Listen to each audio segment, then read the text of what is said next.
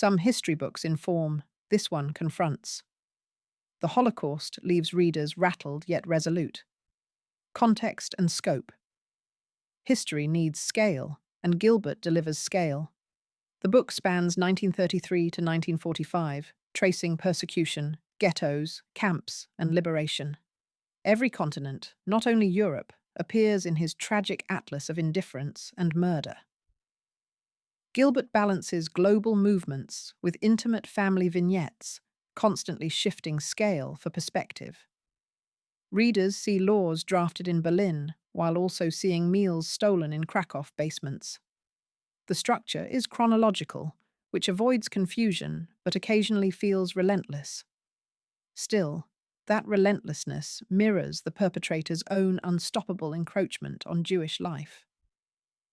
Gilbert rarely pauses for reflection in these early chapters. The result is immersion. Events overwhelm readers exactly as they overwhelmed contemporaries. Context comes later, and the delay deepens emotional engagement. Such pacing may exhaust some, yet it also authenticates the horror's relentless march. Photographs, placed within chapters, reinforce chronology without interrupting focus. Captions supply concise data, avoiding emotional labels that could steer reader reactions. That editorial restraint heightens authenticity, compelling readers to trust their own moral responses. Early chapters also spotlight non-Jewish victims, situating the Holocaust within broader Nazi brutality. This inclusivity clarifies unique Jewish targeting without erasing parallel sufferings. By combining breadth, detail, and conscience, Gilbert redefines what comprehensive history can achieve. Narrative and style facts become stories when voices appear. Gilbert amplifies diaries, telegrams, and trial transcripts, letting victims and perpetrators speak. Short quotations break the narrative, like glass shards catching harsh historical light. The language remains plain, almost journalistic, refusing decoration that might aestheticize suffering. Some critics label the style dry. I call it respectful. Emotion rises not from adjectives, but from accumulated evidence. One telegram reporting 4,000 deportations says more than paragraphs of crafted outrage. Still, the sheer density sometimes blurs individual voices into statistical fog. Reading slowly, with pauses, preserves names and faces from vanishing. Audiobook listeners may struggle because numbers arrive in torrents. Print, with maps and appendices, better supports the deliberate engagement the material demands. He interleaves radio broadcasts, reminding us news traveled unevenly and often too late. Scenes shift quickly, mimicking the disorientation victims felt crossing new borders every week. That cinematic rhythm holds attention despite crushing subject matter. Dialogues from letters humanize perpetrators, exposing ordinary concerns about promotions and rations.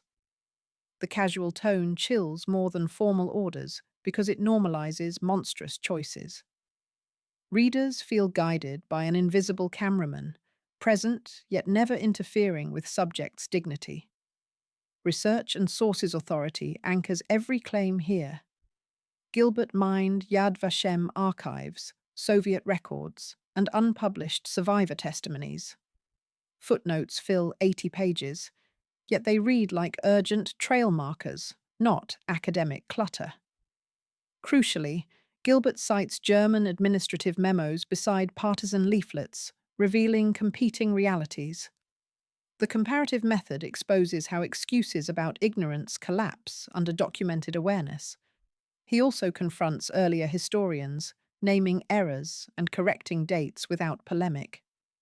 Such transparency builds trust, vital when numbers defy imagination.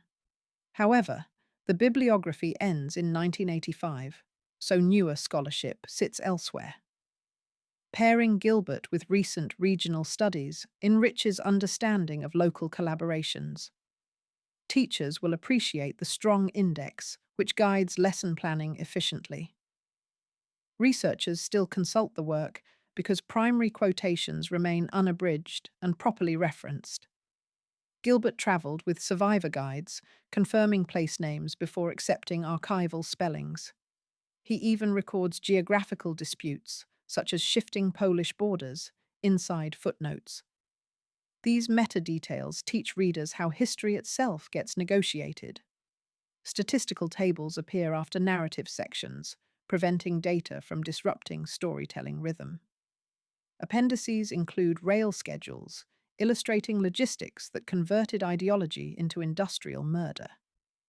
Such meticulous curation ensures future generations can audit, challenge, and expand his findings.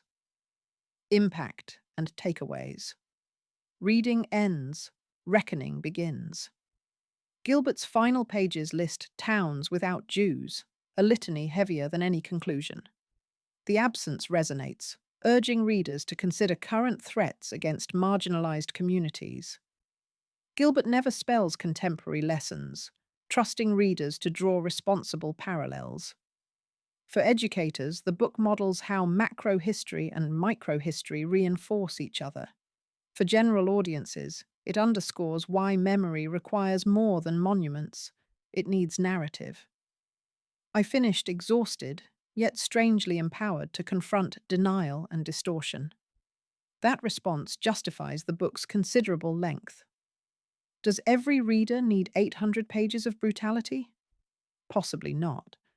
But anyone teaching, legislating, or opining about genocide owes themselves this immersion. Collective vigilance rests on individual knowledge, and Gilbert supplies that knowledge unstintingly. Personal action steps close the epilogue, suggesting donations, museum visits, and community dialogues. Such guidance converts abstract empathy into measurable civic engagement. If memory remains passive, Gilbert warns, atrocities find fertile ground again.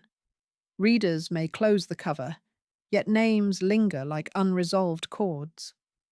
Gilbert wants that dissonance because comfort breeds forgetfulness.